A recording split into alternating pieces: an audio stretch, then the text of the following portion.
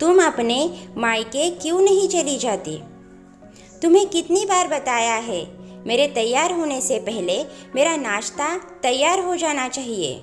शादी के 25 सालों बाद भी मुझे क्यों बार बार एक ही बात बतानी पड़ती है जया? तुम्हें क्या है, तुम तो घर पर आराम से रहोगी, मुझे काम पर जाना पड़ता है। तुम हो कि हमेशा बेवकूफ़ों जैसी हरकत करती रहती हो। अगर तुम यह जानबूझकर करती हो तो याद रखना, मुझसे बुरा कोई नहीं होगा। आज भी राजीव का पारा चढ़ा हुआ था। इन कटु शब्दों में अपना गुस्सा उतारते हुए, गीला तौलिया कुर्सी पर फेंकते हुए राजीव गुस्से से जया की तरफ देखने लगा। जया के लिए राजीव का यह बेवजह का गुस्सा कोई नई चीज़ नहीं थी। वह महीने में 3-4 बार ऐसे ही जया पर बरस पड़ता था। पहले पहले जया उसका विरोध किया करती थी, लेकिन जब कई सालों तक राजीव में कोई बदलाव नहीं दिखा तो जया ने खुद को ही बदल दिया। अब राजीव के कुछ भी कहने से जया को कोई फर्क नहीं पड़ता था। राजीव की हर बात वो चुपचाप सर नीचे झुकाए सुन लेती थी। शादी के पहले 5 साल तक जया ने पूरी कोशिश की थी कि राजीव को बदला जाए, लेकिन फालतू का गुस्सा करना और बाद में जया को भला बुरा कहना, यह मानो जैसे उसकी आदत बन गई थी। कोई भी वाद विवाद होता तो राजीव सीधा जया को बोल देता, अगर मैं तुम्हें अच्छा नहीं लगता तो क्यों नहीं चली जाती अपने मायके, क्यों रहती हो मेरे साथ? इतना सब कुछ होने के बावजूद जया राजीव के साथ रहती थी, क्योंकि उसे अपनी बेटी की फिक्र थी। और वह जाती भी तो कहाँ, अपने बूढ़े हो चुके माँ बाप को इस उम्र में परेशान करना वह नहीं चाहती थी। समाज और लोग क्या कहेंगे, यह भी तो उसे देखना था। वह इतनी पढ़ी लिखी भी तो नहीं थी कि खुद जाकर कोई नौकरी कर सके और अपना और अपनी बेटी का पालन पोषण कर सके। जया को अब अपनी फिक्र नहीं थी, उसको फिक्र थी तो बस अपनी शादी लायक हो रही बेटी की। जया नहीं चाहती थी कि पति पत्नी की झगड़े की वजह से कविता डिस्टर्ब हो। कविता की पढ़ाई पूरी हो चुकी थी, उसके लिए अब शादी के रिश्ते आने लगे थे। कई रिश्तों को कविता ठुकरा चुकी थी। 2-3 महीने बाद एक अच्छा रिश्ता आया। रिश्तेदारों और पहचान के लोगों ने भी लड़के के बहुत गुणगान किए थे। राजीव एक शाम अपनी बेटी के पास बैठकर उसे बताने लगा, कविता बहुत अच्छा लड़का है, पढ़ा लिखा है, बड़ा घर है, बहुत अच्छी नौकरी करता है। ऐसे रिश्ते बार बार नहीं आते बेटा, इस बार मना मत करना। कविता अपने पिता से ज़्यादा बात नहीं करती थी, शायद डरती थी या शायद नफरत करती थी, लेकिन आज वो अपनी पूरी हिम्मत इकट्ठा कर बोली, मुझे अभी शादी नहीं करना है पापा, मैं नौकरी करना चाहती हूँ, खुद अपने पैरों पर खड़ी होना चाहती हूँ।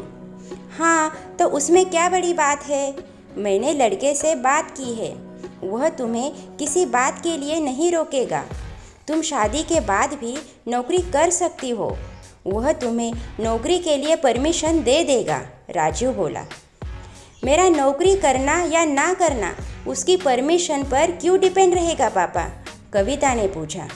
मैं कह रहा हूँ ना, तुम्हें किसी भी चीज़ की कमी नहीं होगी वहाँ।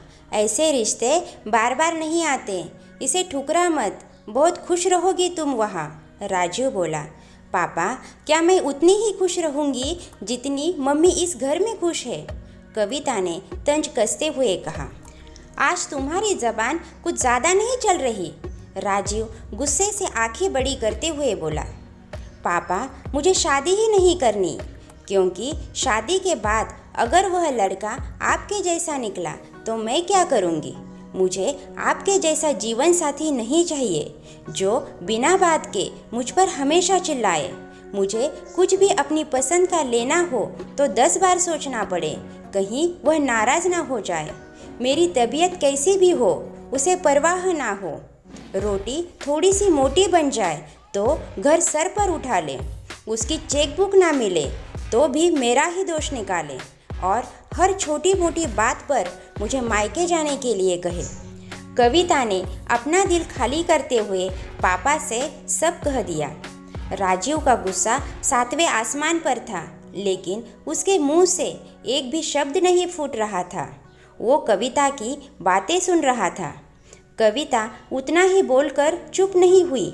आज पहली बार वह अपने पापा के सामने इतना कुछ बोल रही थी। पापा, आपने माँ के साथ हमेशा गलत व्यवहार किया है। आप अपने ऑफिस का गुस्सा बिना सोचे समझे माँ पर उतार देते हैं।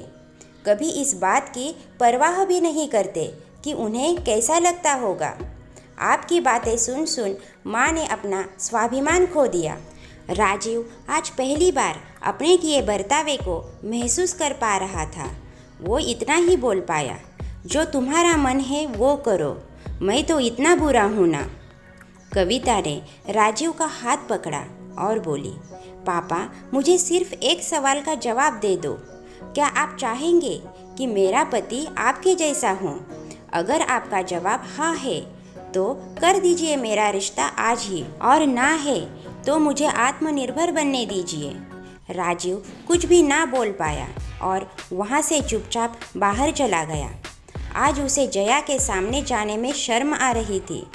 चलते चलते उसकी आंखों से आंसू बह रहे थे।